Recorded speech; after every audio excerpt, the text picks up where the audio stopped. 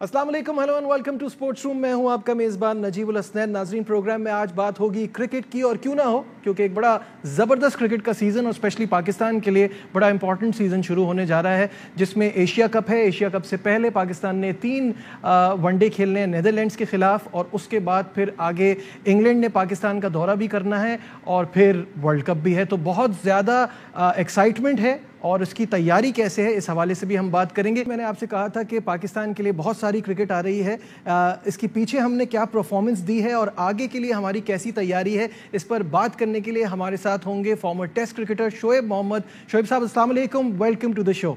सबसे पहले आपसे ये जानना चाहूँगा, शुरुआत करते हैं शुरू से, कि हमने श्रीलंका का जो दौरा किया, पहला टेस्ट जीता और बड़ी अच्छी फाइट दी, बड़ा मुश्किल मैच था, उसमें हमने कामयाबी हासिल की, और दूसरे मैच में ऐसा लगा कि हमने बिल्कुल गिव अप कर दिया, वो हम हार गए। तो कैसे देख रहे हैं इस हार को आप? अस्सलाम वालेकुम। नहीं, देखें, पाकिस्तान बहुत अच्छा मैच ज़रूर जीता, पहला टेस्ट मैच, लेकिन ये कि जो कॉन्फिडेंस उनको फर्स्ट टेस्ट की विन से मिलना चाहिए था, वो उसको कैरी ऑन नहीं कर सके, और उसके अंदर 4-5 मैं समझता हूँ कि मेजर मिस्टेक्स उनको करी, जिसकी वजह से ये मैच अपने हाथ से निकलता हुआ देखना पड़ा उनको। उसमें बेसिक गलतियां देखें, एक तो ये थी कि बैटिंग ऑर्डर जो किया गया, फिर सलमान की जो इम्पोर्टेंस जो उनके जो बॉलिंग डिपार्टमेंट की थी एज एन ऑफ स्पिनर, जब लेफ्ट हैंडर उनकी टीम में, श्रीलंका की टीम में जो थे, उनके ऊपर इतना फ्लैटर बॉल करना, और एक मेरे अंदाजे से ही need lot more experience in his bowling. But anyways, all said and done, कुछ ड्रॉप कैचेस, लूज शॉट्स जो कि नीड ऑफ द आवर नहीं थी, एंड येट उन्होंने खेले, और फिर इस तरह से मैच अपने हाथ से निकल गया। मतलब अफसोस की भी बात है बहुत। अच्छा शोएब साहब, प्रॉब्लम यह है कि वो जो हमारी एक डिफेंसिव अप्रोच थी, जो ऑस्ट्रेलिया के ख़िलाफ़ हमने टेस्ट सीरीज़ खेली, उसकी वजह से अब उसने हमें इतना हर्ट किया कि ये मैच जो श्रीलंका से हम हारे हैं, दूसरा टेस्ट मैच, इसकी वजह से आगे चीज़ें बहुत मुश्किल हो जाएंगी। अब हमें इंग्लैंड और न्यूजीलैंड से अपनी टेस्ट सीरीज़ जीतनी है, तभी हम आगे बढ़ सकते हैं और फाइनल खेल सकते हैं टेस्ट चैम्पियनशिप का। क्या आपको लगता है हम खेल पाएंगे?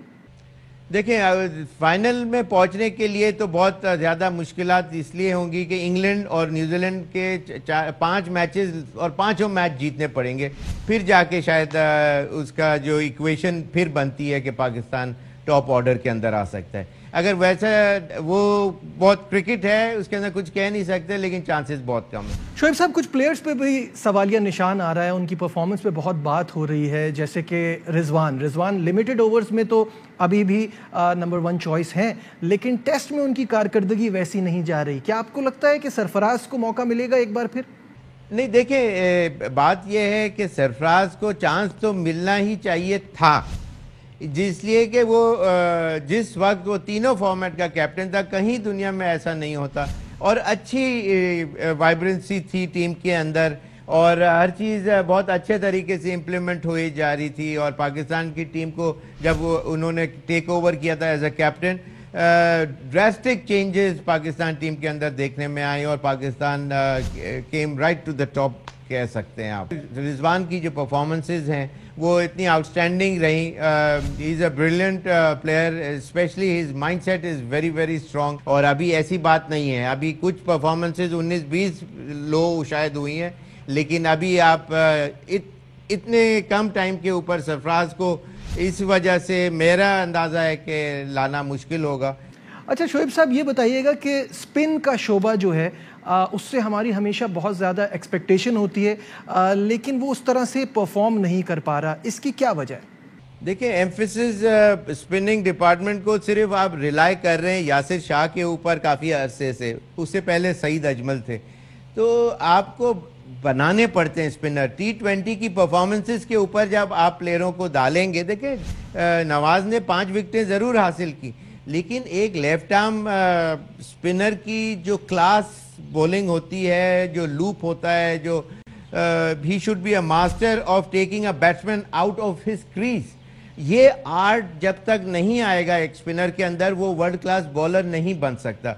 लेकिन जो एक कॉर्नर कर देना किसी बैट्समैन को, तंग करना on a good turning track, वो आर्ट जो है, जो पाकिस्तान टीम में आपने देखा कि सारे बॉलरों ने फर्स्ट इनिंग के अंदर, फर्स्ट टेस्ट के अंदर इतनी लूज डिलीवरीज की कि उनको सिवाय कट और पुल के अलावा तो कोई शॉट ही नहीं देखने में आ रहा था. It was easy sailing for them to score runs freely.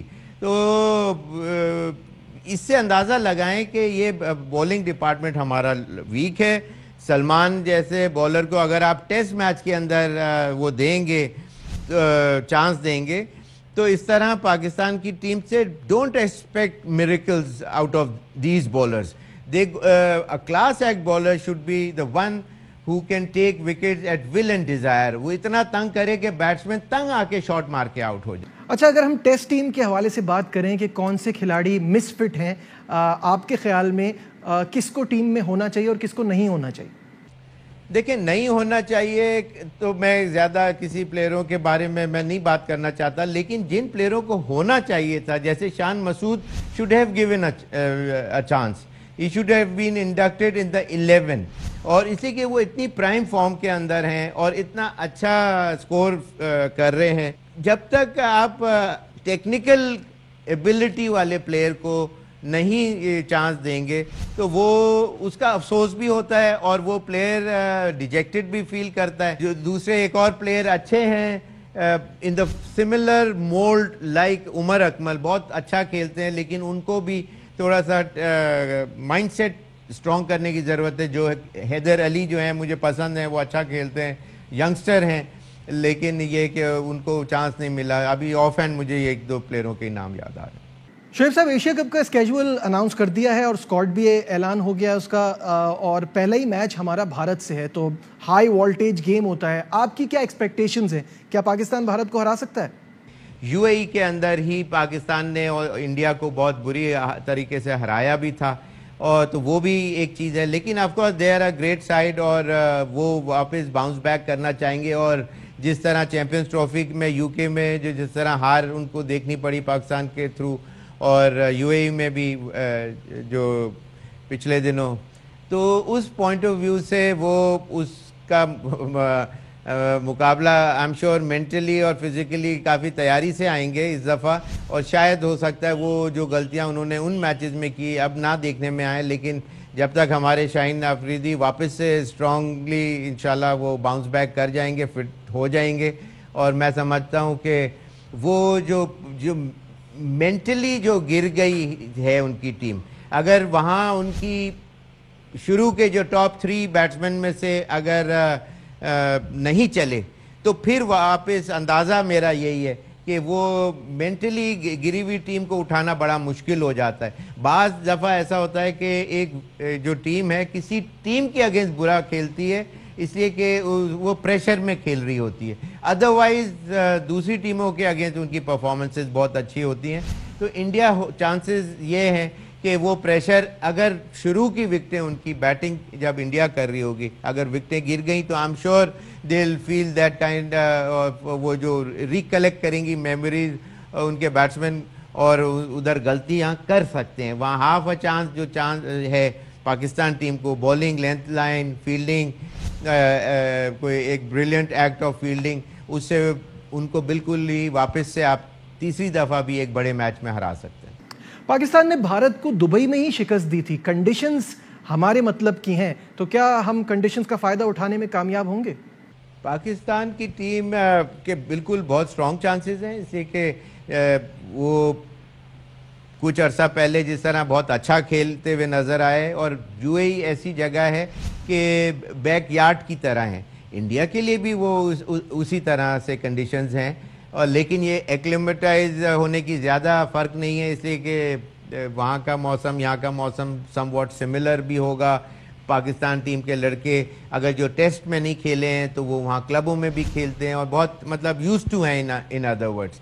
तो मेरा अंदाज़ा है कि वो चीज़ें वो डेफिनेटली हेल्प देम, और एक पाकिस्तान के लिए ये टूर्नामेंट जीतने के लिए बहुत ब्राइट चांस है कि ये ज़रूर जीत सकेंगे. एशिया कप में आपके हिसाब से हमारा टीम कॉम्बिनेशन क्या होना चाहिए? क्या हिकमत अमली होनी चाहिए हमारी?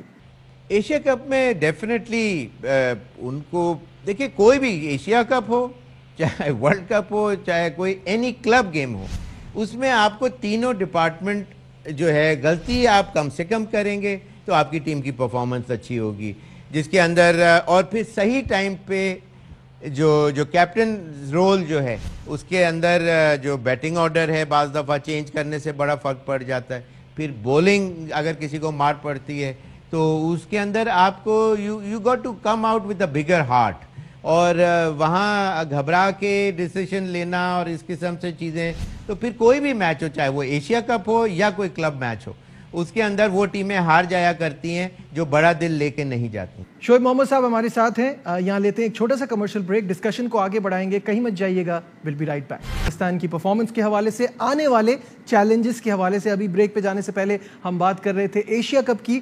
मूविंग ऑन, शोएब साहब, एक बड़ी खबर यह है कि आइंदा माह इंग्लैंड जो है वो पाकिस्तान का दौरा कर रहा है 17 साल बाद। ये पाकिस्तान क्रिकेट के लिए कितना खुशाइंद है?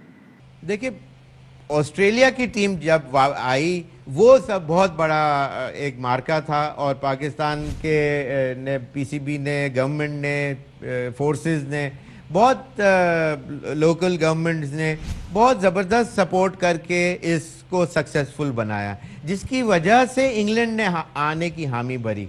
और मेरा अंदाज़ा यही था कि ऑस्ट्रेलिया एक वाहिद ऐसी टीम है, जब वो आ जाएगी तो फिर दुनिया की सब टीमें यहाँ आना शुरू कर देंगी। और बहुत ज़बरदस्त परफॉर्मेंसेस हुई दोनों टीम की तरफ से, और एक अच्छी हेल्दी वाइब्स लेके वो यहाँ से गए।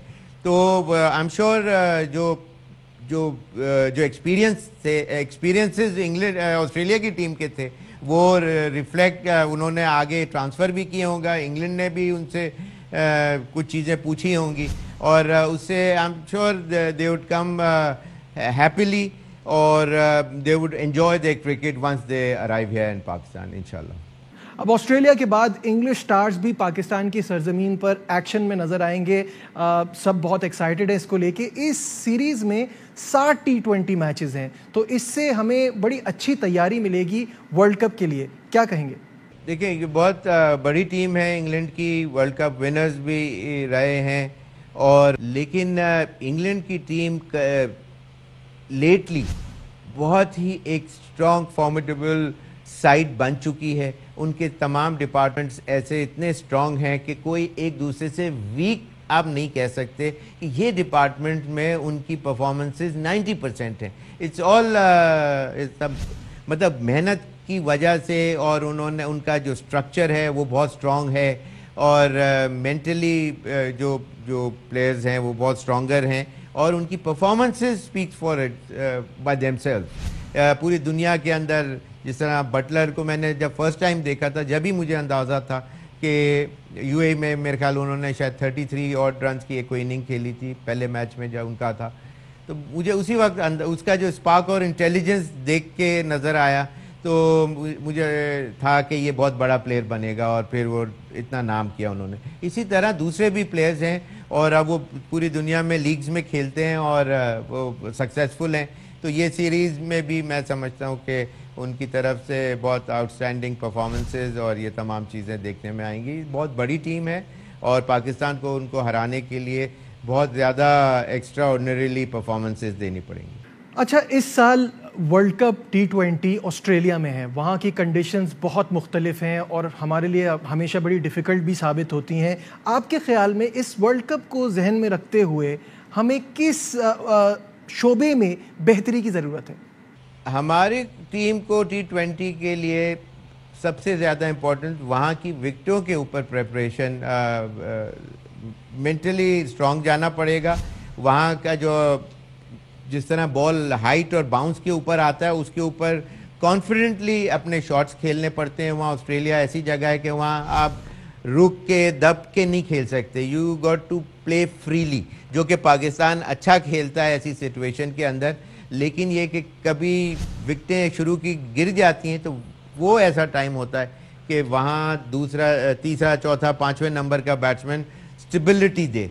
वहाँ पाकिस्तान को मिडिल ऑर्डर, मेरा कहने का मतलब है, पाकिस्तान का सबसे ज़्यादा स्ट्रॉन्गर परफॉर्मेंसेस देगा, तो पाकिस्तान टीम की परफॉर्मेंसेस नोटेबल होंगी। अच्छा, फाइनली मुझे ये बताइएगा कि आप पाकिस्तान के कोचिंग से किस हद तक मुतमईन हैं? ये जो कोचिंग पैनल है, इससे आप सेटिस्फाइड हैं? पाकिस्तान इतने कोचेस के थ्रू आ चुका है कि अब उनको पता है कि रिचुअल जो होता है, एक हर कोई कोच का कोई अपना एक फॉर्मूला कहने के लिए तो होता है, लेकिन बैट बॉल का ही गेम है ये, और बॉल हाथ घुमा के करी जाती है और बैट को इसी तरह फ्री स्विंग के साथ ही रन स्कोर किए जाते हैं। तो कोई आउट ऑफ द बॉक्स कोई चीज़ नहीं कोई लाके पेश कर देता कि ये करने से कोई 300 का शॉट खेल लेंगे आप इस इनिंग के अंदर, या सेंचुरी कर लेंगे कोई मिनटों के अंदर।